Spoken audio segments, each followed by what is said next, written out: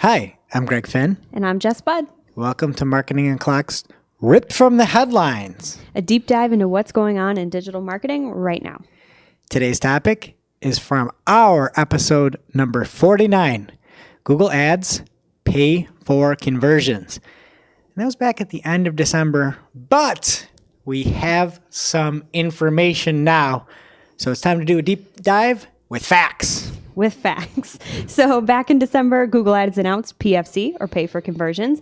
And now that it's been officially rolled out for a while, we've started playing around with it a bit around here.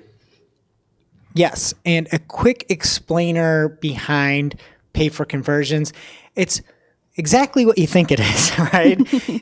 Traditionally, you've been able to pay for impressions or viewable impressions or clicks. And so what this does, it adds another wrinkle into the fact that you will not be charged for an impression. You will not be charged for a click. You'll only be charged when that conversion happens. Pew. Brain explode.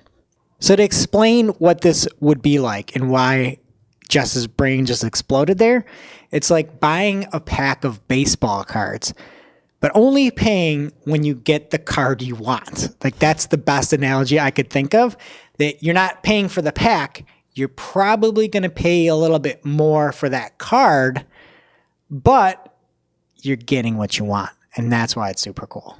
I love it so much. And when you first start it up, it's kind of wild, right? It's kind of, you feel a little dirty. That's what I found. It's crazy. Like you're getting away with something, yes, right? Because you're getting impressions and you're getting clicks for free. For free. $0. Yeah. And this is not, it feels so wrong. It's super foreign, but yeah, $0. And yet you still have like data on your graph. Yeah, I know. It's wild. It's nuts. And it's like, it like melts your mind. And typically you look for things where, you know, there's an error, and it looks like there's an error, but it's on the advertiser's behalf for the first time ever. So it just never happens like this. No. Okay. But it's a real thing currently until it gets taken away from us at some point. I hope never. But let's talk about the who, what, where, when, and why of it. Hang on, you forgot how.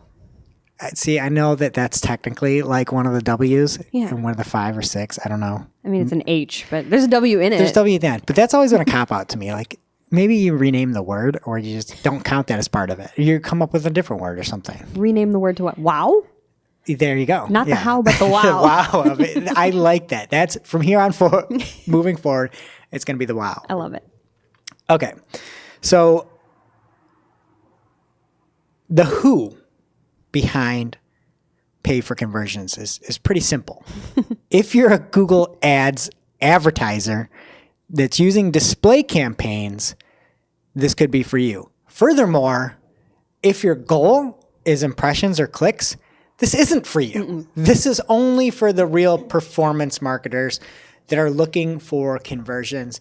And we're going to get to a little bit later. You got to have a few more when we get into the, I don't even know. This is the problem with the W's. The how, the when, the what. But there are some limitations on there. But again, if you are a Google Ads user and you care about performance and conversions, this is for you. Totes. So we have the who. Let's do the what. What is Pay for Conversions? So to be technical, it is a new bidding focus that allows you to pay only when someone performs an action that you are looking for, aka a conversion. Exactly.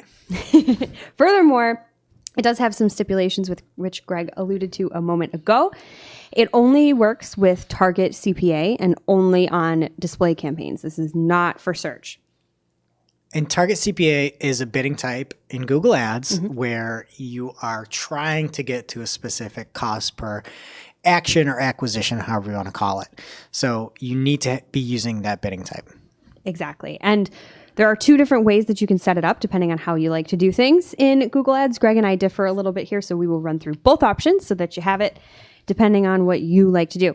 First, the way I like to do it is selecting a bidding strategy manually. Google's words, not mine. The setup here is pretty straightforward.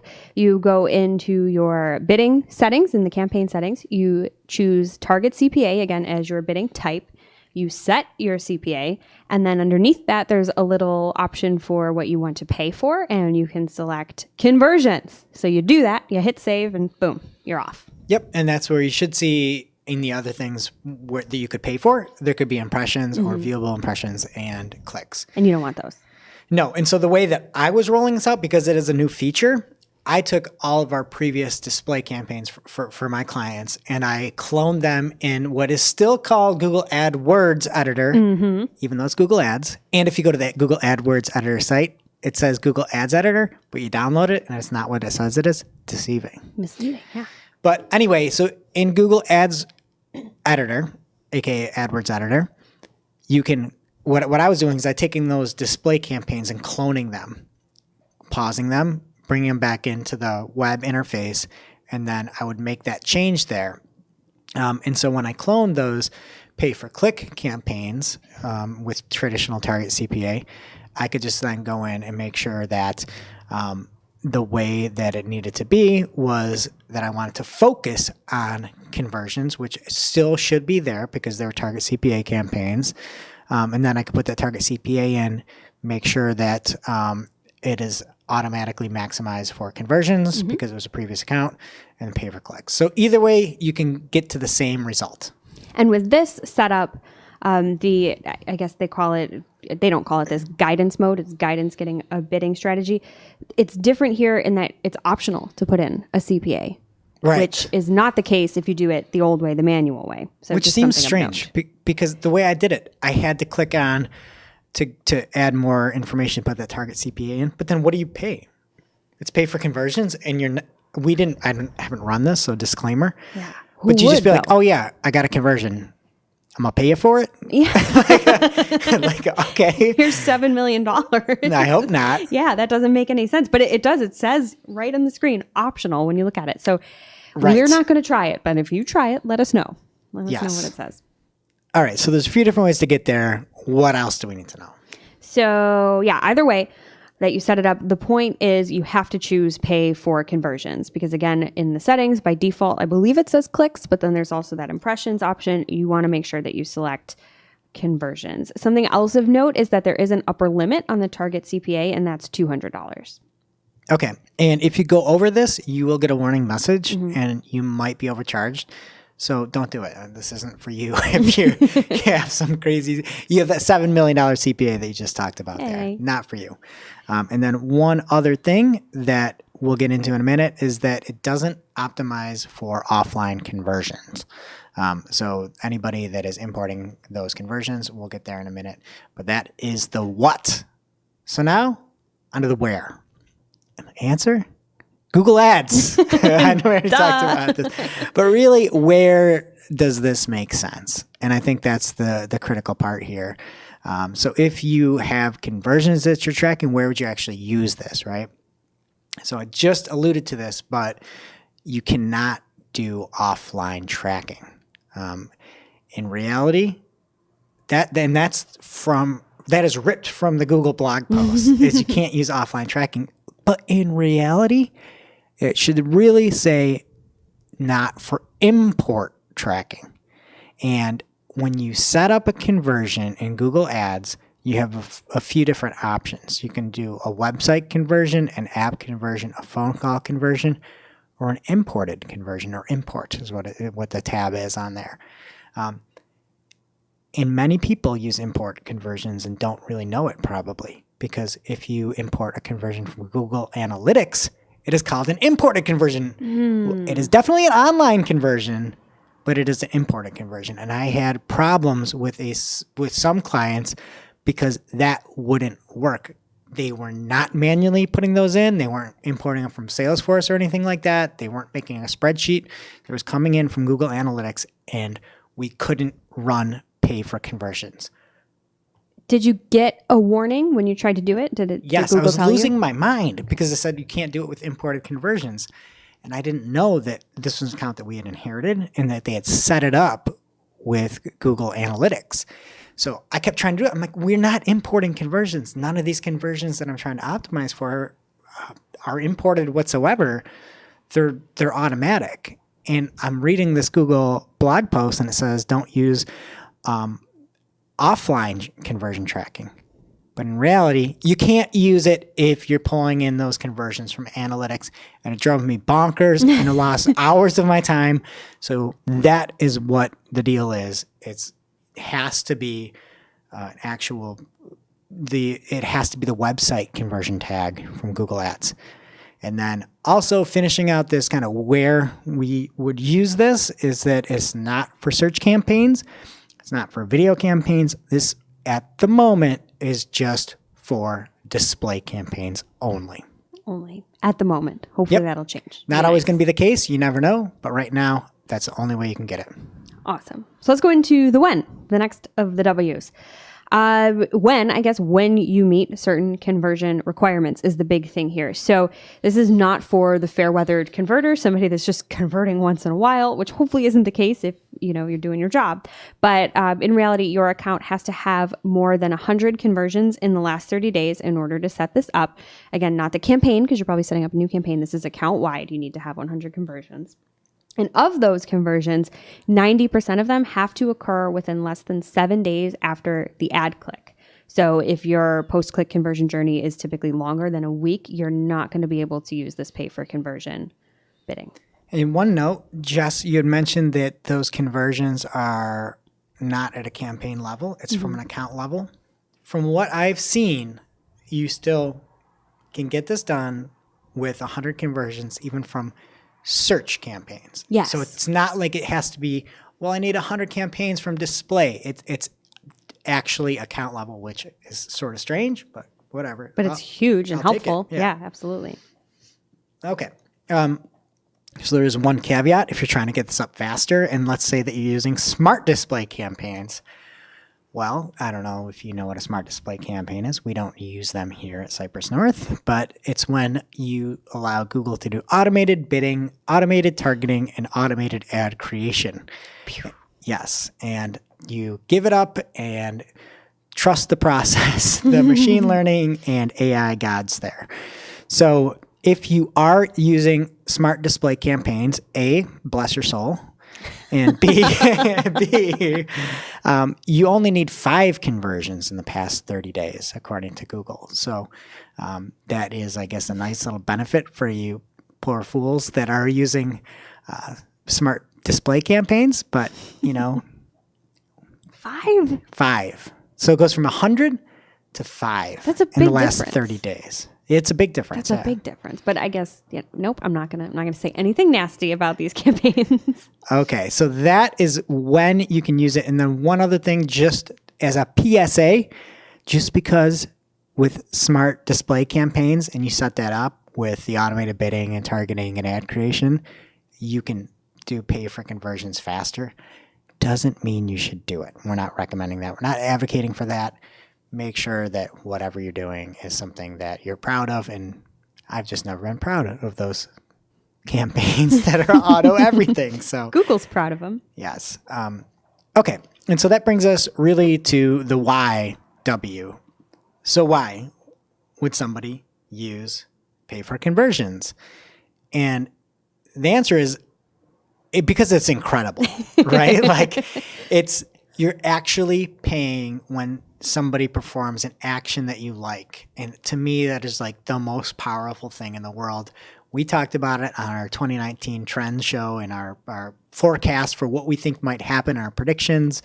But this is amazing technology. And if Google can make this work and you can actually pay on acquisition and they dial in their machine learning and artificial intelligence, why wouldn't you use pay for conversions? Only if you're scared. And you shouldn't be, because you've literally nothing to lose because you're not spending any pennies, not a one.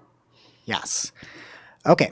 And so really why to do it is because you're paying for the action. That's all you need to know. That's the why. That is the why. It's really more of a why not, right? You know what? I love that. Why not? Tell you what you're not going to love. The next W. Oh, the next W? We have one more W left? I didn't know that. The how. Oh, that's an H. No, it's a wow. It's a wow. The Yeah, wow. we're moving on to the wow. I like that. So, wow, how would you use this? Or how can you use this? Other than the obvious applications we've already talked about, just a couple of other little things to note: testing and experiments. So if this is something that you want to test, just a reminder, you cannot fire up an experiment within an existing PPC campaign, PPC meaning pay for click or pay per click, excuse me, testing that against a pay for conversions. But what you can do is you can fire up a brand new, you can clone that pay per click version of the campaign. You can fire it up as a pay for conversions, and you can then run experiments with some of the other elements of the campaign, again, with the pay for conversion bidding. So you can run those experiments as long as it's apples to apples as what you're gearing towards. So if you're going for conversions, then you can run the experiment. You can't do it across different, results you're looking for. Exactly. Okay, cool.